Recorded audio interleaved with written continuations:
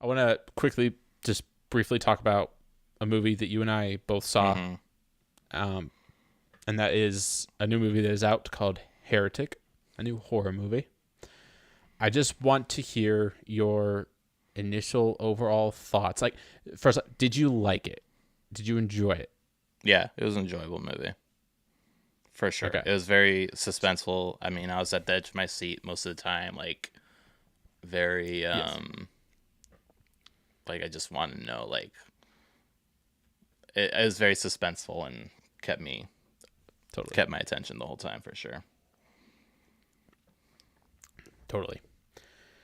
So this movie is it's a religious horror. But it's a unique religious horror because it's following two Mormons, which is something I don't think it's probably ever been done, at least in like Yeah. big Hollywood, somewhat Hollywood. I mean, this is A24. So, anyways, religious horror, but it's a really interesting concept where pretty much two female Mormon missionaries are going throughout the town trying to convert people, and they meet this one guy, and or he he goes online, says, hey, I'd like someone to come and tell me about your religion, tell me about Mormonism, about the LDS, so because you can do that, and they'll come knock on your door, and you can invite them in, and so forth, which they do. And I'm not going to get into the whole plot, but the for one, like, what'd you think of Hugh Grant? Like Hugh Grant's character? At first, it was kind of weird seeing Hugh Grant in a role like that, Yeah, but right. after I got over that, like he nailed it. Like he was creepy. Yes, he. That was probably one of the best horror villains Yeah, I've ever seen. Like, yeah, he played and he did an incredible job and played this character that was so like eerie and intimidating and threatening, but also like he was really welcoming to these girls. He's very, like, at first he seems like very kind and respectable, and even times throughout the film where he like can switch on a dime and like act like just like a normal person, hmm and like a really like older, warm, kind man, and he's like inviting these girls in. He's like giving them blueberry pie, and and just wanting to have dialogue with them, and whatnot. But like when he like asked that one question about polygamy, that's where I think like it really started to really shift. And then talk about acting. The two girls that acted in this film, that played the two sisters, they were incredible. Oh Like, yeah, they drove a lot of the suspense and a lot of the tension, just how they were reacting to the situation, the utter horror and terror that they were dealing with and facing, and the stress and anxiety. Like, you felt it coming off of them, and like felt like you were in the movie with them, and just how the cinematography was incredible, where like the yeah, cameras would pan like onto their face, and it was like really close ups, both of Hugh Grant and the sisters, and so forth. yeah. Oh, it was just so incredible. And it's really dialogue driven, so there's not a whole lot of horror elements till you get to like kind of the third act, hmm but at the same time, not really. Like, it's like there are horror elements because you don't know what's going to happen, hmm and he kind of takes them throughout their house, and you never know what's behind the next door, what's down the hallway, like that one scene with the statue, like at the bottom of the Yeah, staircase, like that was that was horrifying, because you think there's someone standing there, or like they think it's Mr. Reed, hmm which is interesting. Mr. Reed like sounds like mystery, which is really, I don't hmm know if that's something I caught on to. I was like, oh, I wonder if that has anything to do with it, because like he is a mystery. Like, you don't know who this guy is and what he's about. yeah, He tells them that, like, oh, his wife's in the kitchen baking pie, and so he keeps talking about his wife, and he comes, and like they say, oh, can we please see your wife, because like we're supposed to have a female presence when we go into a man's house, which makes sense. And he's like, yeah, let me go talk to her, let me go see what she's doing and stuff. um so, oh yeah, the question about polygamy, and then the blueberry pie candle. Now, I I don't know if you've heard about this in other theaters, but they did this for one night, like the opening night, which I saw it Thursday night. They scented the entire theater to smell like blueberry pie. Wow. So I'd heard that they were doing that in some theaters, but I thought you had to, it was like a special thing and like only like a few select theaters were doing, and you had to pay like extra to go do the sensory one. There are some that were actually serving blueberry pie because like, you know, a lot of theaters serve food now. My theater doesn't. They just do the normal movie theater snacks. But they were actually serving blueberry pie. But for mine, they actually scented the theater. So like, the whole movie, it smelled like blueberry pie, and it created a lot more like eeriness and like kind of like that's crazy, added to the horror aspect because it didn't feel right. And I didn't like catch on right away. It was when I was eating my popcorn, I was like, something doesn't taste right. Like something's off with my popcorn. Like I don't know why. Like, and like I have to have popcorn when I'm in the movie theater. Now I'm like, curious if I just right. missed it. Like if it did and I just couldn't tell. I feel like maybe. So one thing I want to tell you. So our theater was packed, like completely full, like completely. Yeah. Like I was very surprised. Wow. I haven't been in a full theater for any movie other than like some big Marvel movie or something in a long time. Yeah, like Deadpool.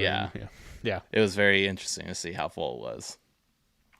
Right. Yeah, mine too. Yeah. And like I said, my theater doesn't fill up a lot. I live in a college town, but yeah, it was packed. Apparently, this movie's doing really well. It's got really good reviews and stuff. But yeah, so like I had heard that they were doing that in different theaters, and that was like it really kind of like surprised me when I started smelling blueberry pie in the theater, and it was just. I think it started when he lit the candle too, if I remember correctly. That's so cool. That's such a cool concept that people haven't gone into. I love that so much.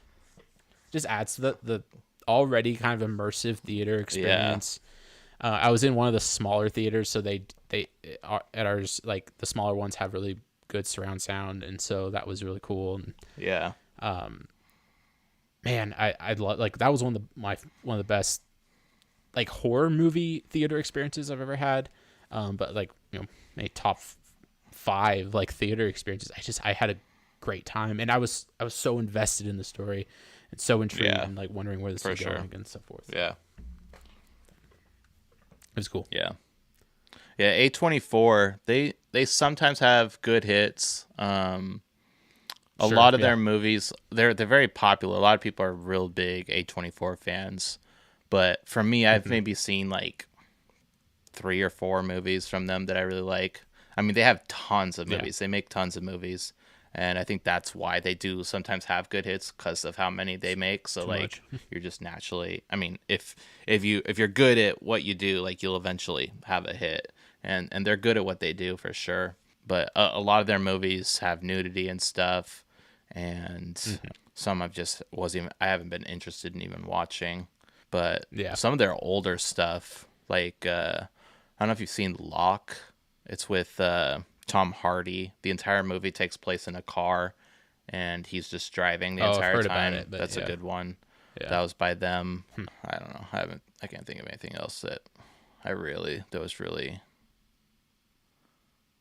liked. But yeah. Oh, did you catch who played the elder from the Mormon church who came like knocking on the door? I don't know who that was. It was Topher Grace. Really? Yeah. Topher Grace, that 70s show. Yeah. Spider-Man 3 Venom. Oh, yeah. Interesting. Yeah, I didn't even catch it. I did not recognize him at all. Yeah. Oh, the Iron Claw was also an A24 film. Oh, was it? Have we talked about that one? Yeah. Yeah, we talked about it. Have you seen it? Yeah, we've talked about it. Yeah, okay. I've seen it. Yeah. After you'd mentioned it on our podcast, so then I went and saw it. Right. Okay. Yeah. So I don't think we've talked about it since you've seen it, but anyways, another time. Yeah. Like, so what did you think? Just briefly, without spoiling it, I guess. I'm gonna do a mini review of Heretic later on our Patreon. We might release it to the public. We're not sure. We'll figure that out later. But if you definitely want to hear it, subscribe to our Patreon. Yeah. I'll give my review of it. But just thinking like about religious horror and how they handled religion throughout the film. How do you think it concluded? What was the overall like message you think like let's say the directors and the writers were trying to get across at the end of the film? I think it's left up to interpretation, I think, in a lot of ways, but I'm curious how you thought that was handled. Yeah, I've thought about it a little bit. I mean, I watched it last night. Yeah, last night. So very fresh. Sure. Yeah, this movie's. I mean, it was crazy.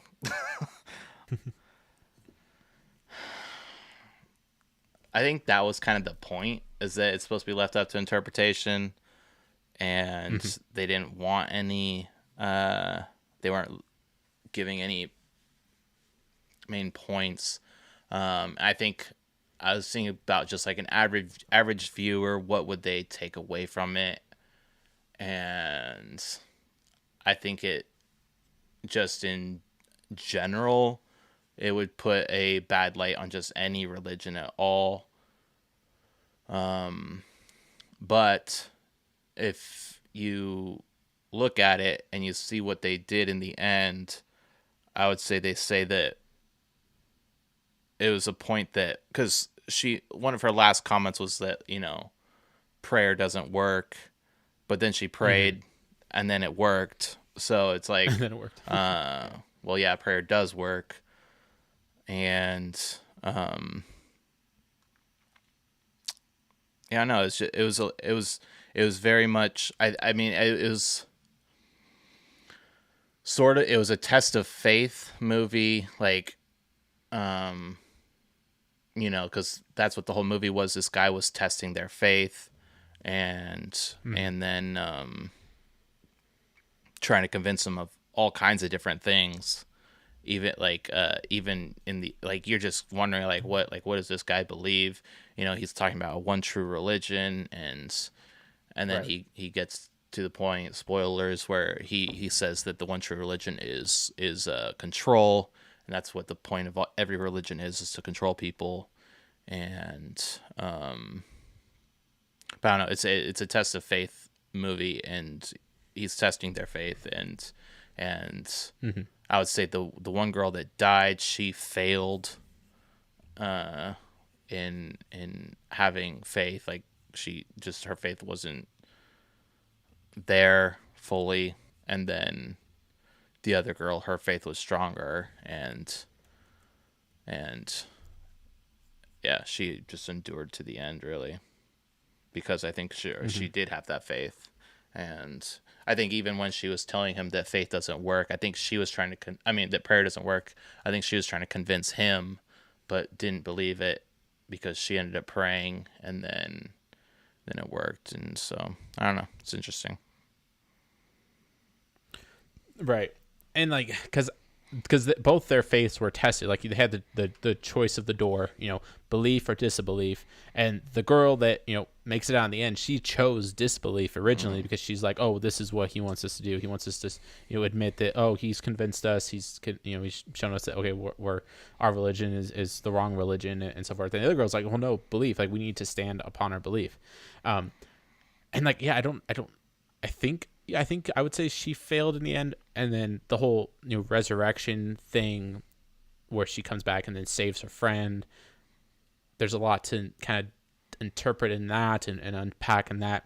I've seen some atheists saying, oh, this movie gives a great case for atheism and shows that all religion is fake and false, and counterfeits of the well sorry, showing my hand there, that they're all just counterfeits. They're all just they're all fake, and it's all about control. And it's like, well, no, if that were the case, then this movie would end completely differently.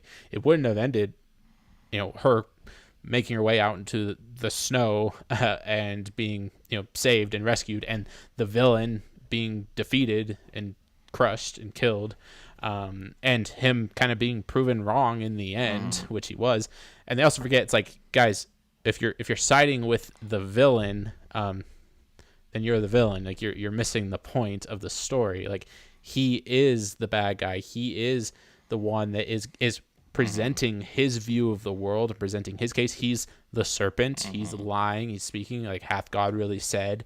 And he's the one that you shouldn't be agreeing with, or and so forth. Now, he makes points that some people can say are good points. I kind of wish he would have done a better job at like combating religion as far as like an apologetic standpoint, and like getting into apologetic arguments, which I love and I can enjoy. It's like, because he brings up the god Horus, and saying how Horus was crucified and resurrected, and he is born on December 25th. And the problem with that is the myth of Horus has been disproven time and time again. Like, there is zero account and zero like historic Egyptian writings that say that Horus was crucified and resurrected and that he was born on December 25th. Well, so that's false. Yeah. Like, it was, I mean, that's kind of like the point though, is like, so these girls, that's what they had to learn, was to fight him with knowledge. That was one of the points of the movie, because at that point they weren't fighting him with knowledge, and then later on they were. So, but that's what he was doing too, was testing them. Like, he was like throwing all these things. Like, he probably knew that. Like, like the character, and so like he probably wanted them to fight back, and yeah, I don't know.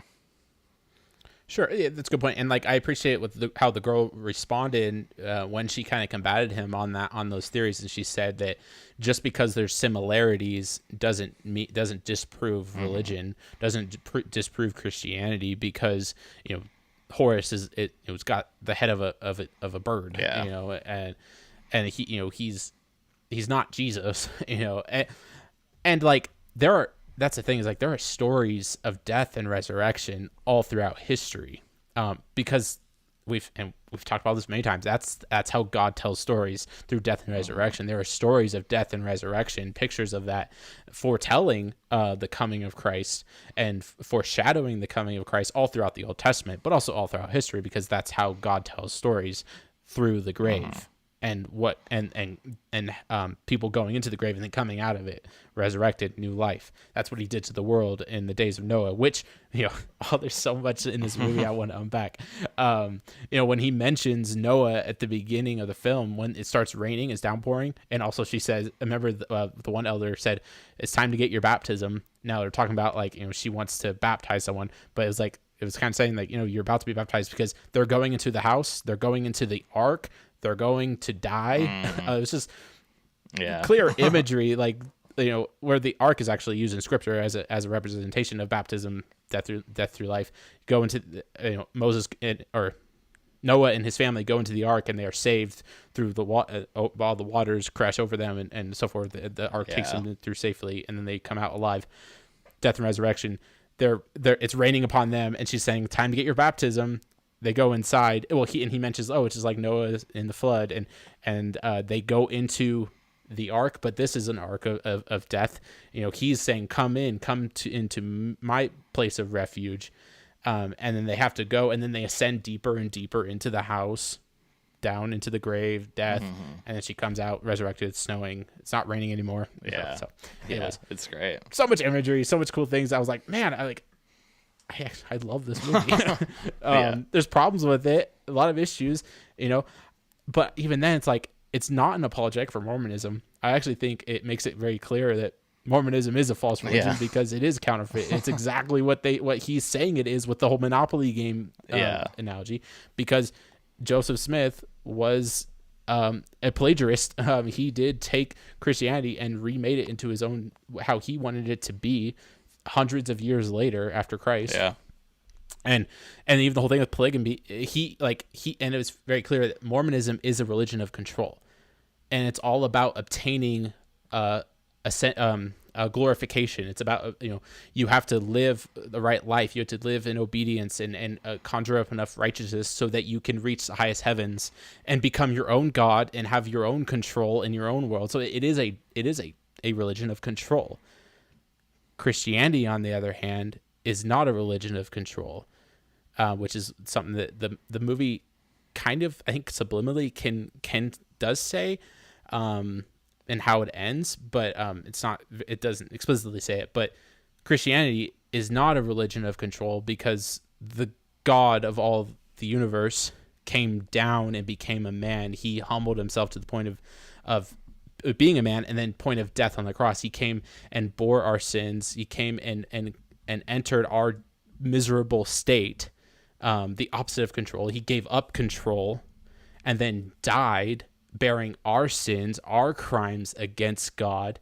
He descended into hell. He descended into the grave, and then defeated death and rose again from the grave, defeating Satan, crushing the head of the serpent, the one that speaks lies, the ones that comes out and says that, you know, religion is all about control, that God is all about controlling you, and he just wants you to be his little slave and so forth, and whatever lies that we could say, like, and or like, you know, the lies of, like, you can become God, you can have control, you can do this, which is the lie of Mormonism.